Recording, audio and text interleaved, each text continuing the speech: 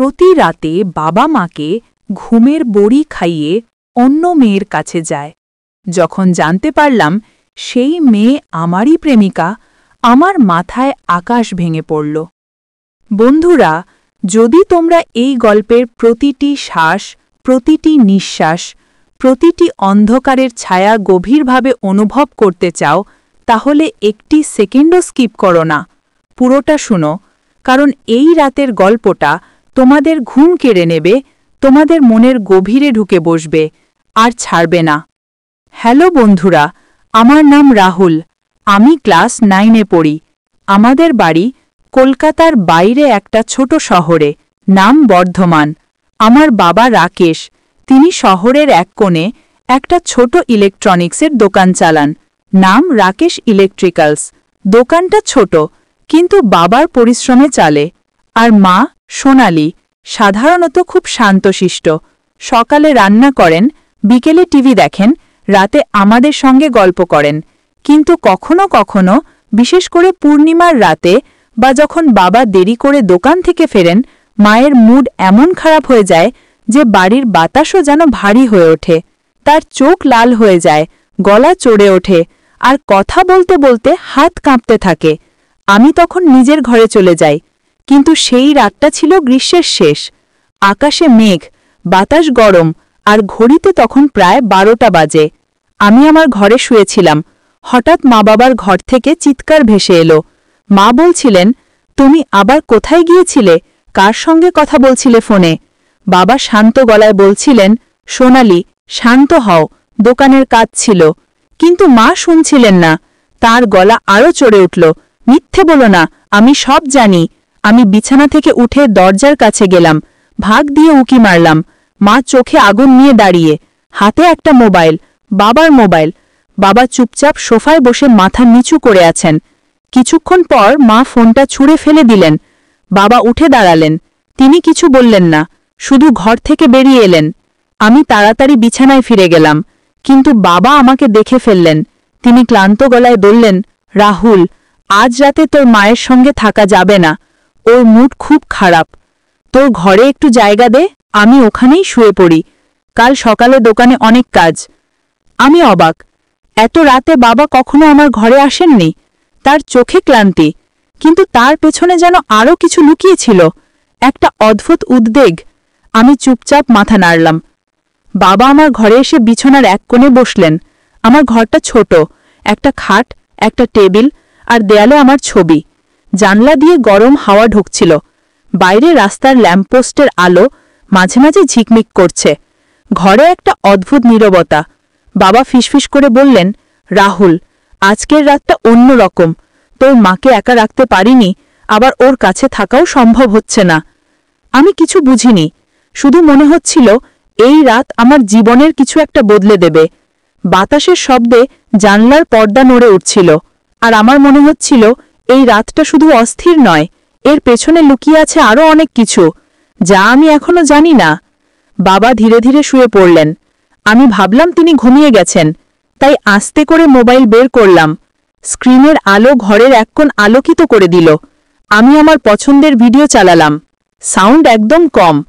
কিন্তু হঠাৎ চোখ পড়ল, বাবা কি সত্যিই ঘুমাচ্ছেন? আমি কয়েক সেকেন্ড তাকিয়ে রইলাম, চোখ বন্ধ, নিঃশ্বাস ভারী, তবু মন শান্ত হচ্ছিল না।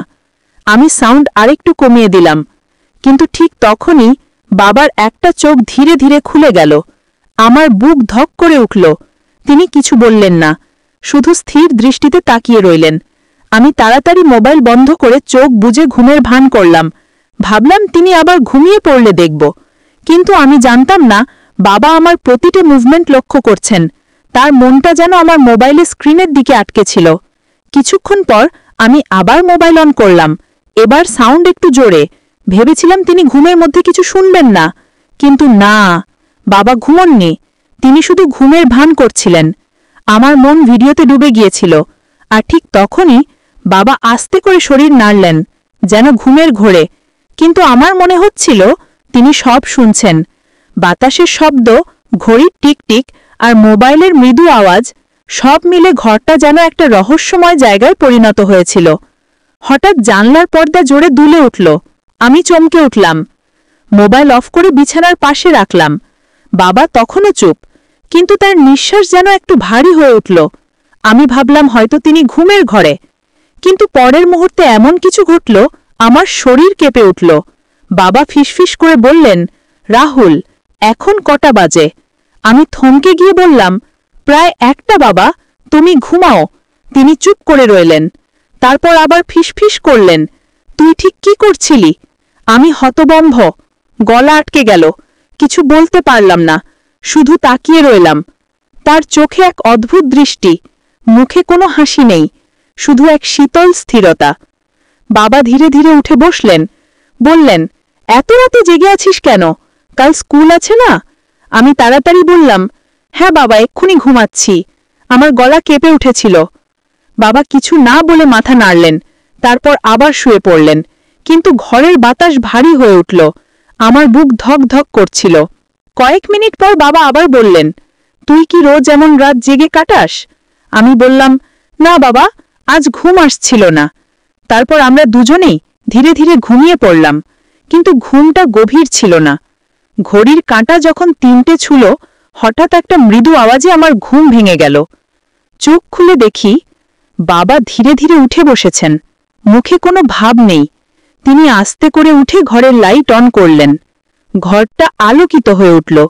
আমি চোখ আধ খোলা দেখছিলাম, কিন্তু ঘুমের ভান করছিলাম। বাবা চারিদিকে তাকালেন, তারপর হঠাৎ লাইট বন্ধ করে দিলেন। অন্ধকারে তার পায়ের আওয়াজ, দরজার দিকে যাচ্ছেন। দরজা আস্তে খুলে বেরিয়ে গেলেন। আমার বুক ঠক ঠক করছিল। বাইরে কুকুরের ডাক, বাতাসের শব্দ, সব মিলে বাড়িটা ভয়ের জায়গায় পরিণত হয়েছিল। 2-3 মিনিট কোনো শব্দ নেই।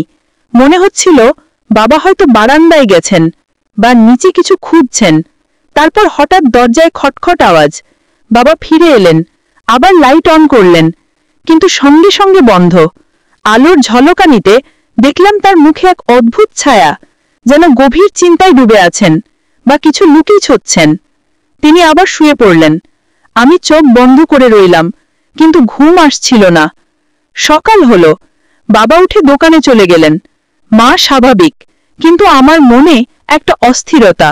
সেই রাতের কথা ভুলতে পারছিলাম না। স্কুলে গেলাম, কিন্তু মন ছিল না। বন্ধুরা হাসছিল, খেলছিল, আমি চুপচাপ বসে রইলাম। বাড়ি ফিরে দেখি মা রান্না করছেন, বাবা এখনো আসেননি। আমি আমার ঘরে গিয়ে বিছানার নিচে হাত দিলাম, কিছু নেই, কিন্তু মনে হচ্ছিল কিছু একটা হারিয়ে গেছে। পরের রাত আবার একই ঘটনা, মা বাবার ঝগড়া। মা বলছিলেন, তুমি আবার ফোনটা লুকিয়ে রেখেছ। বাবা বললেন, কিছু না, কিন্তু মা শুনছিলেন না। বাবা আবার আমার ঘরে এলেন। এবার তিনি আরো সতর্ক। আমি মোবাইল বের করিনি, শুধু শুয়ে রইলাম।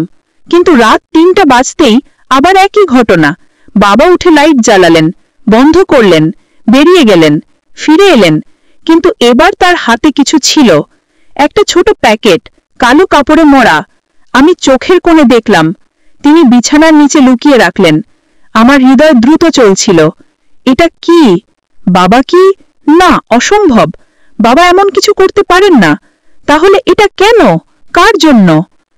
5ম রাত, বাবা আরো অস্থির। মা ঘুমের ওষুধ খেয়ে ঘুমিয়ে পড়েছেন। বাবা আমার ঘরে এলেন, কিন্তু এবার তিনি আমার দিকে তাকিয়ে বললেন, রাহুল, তুই কি কিছু দেখেছিস? আমি চুপ। তিনি হাসলেন, একটা ভয়ের হাসি। কিছু জিনিস বোঝার আগে বোঝা উচিত নয়। তারপর তিনি বেরিয়ে গেলেন। এবার আমি পিছু লাগলাম। বাইরে অন্ধকার। বাবা গ্যারেজের দিকে গেলেন। একটা গাড়ি, কালো, ভিতরে একজন। বাবা উঠলেন, গাড়ি স্টার্ট হলো। আমি দৌড়ে গেলাম, কিন্তু দেরি হয়ে গেল। গাড়ি চলে গেল। আমি দাঁড়িয়ে রইলাম, হাতে সেই পার কাগজ, আর মনে একটা প্রশ্ন, বাবা কোথায় যাচ্ছেন, কার সঙ্গে, আর কেন?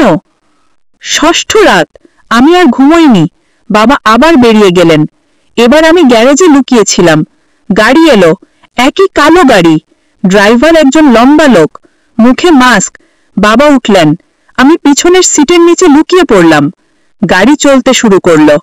রাস্তা অন্ধকার, শহরের বাইরে, একটা জঙ্গলের কাছে। গাড়ি থামল। বাবা নামলেন। লোকটা বলল, সব রেডি। বাবা বললেন, চলো। আমি আস্তে করে নামলাম, পিছু লাগলো। জঙ্গলের ভিতর একটা পুরনো বাড়ি, ভাঙা, ভিতরে আলো। বাবা ঢুকলেন, আমি জানলা দিয়ে উঁকি মারলাম। ভিতরে কয়েকজন, সবার হাতে অস্ত্র। একজন বলল, আজ রাতে শেষ। কেউ বাধা দিলে বাবা মাথা নাড়লেন। আমার মাথা ঘুরে গেল। বাবা কি ক্রিমিনাল? না, অসম্ভব। বাবা এমন কিছু করতেই পারেন না। সপ্তম রাত, আমি বাড়ি ফিরে এসেছি, কিন্তু কিছু বলিনি। বাবা ফিরলেন ভোরে, মুখ ফ্যাকাশে। আমি চুপ, কিন্তু মনে একটা সিদ্ধান্ত।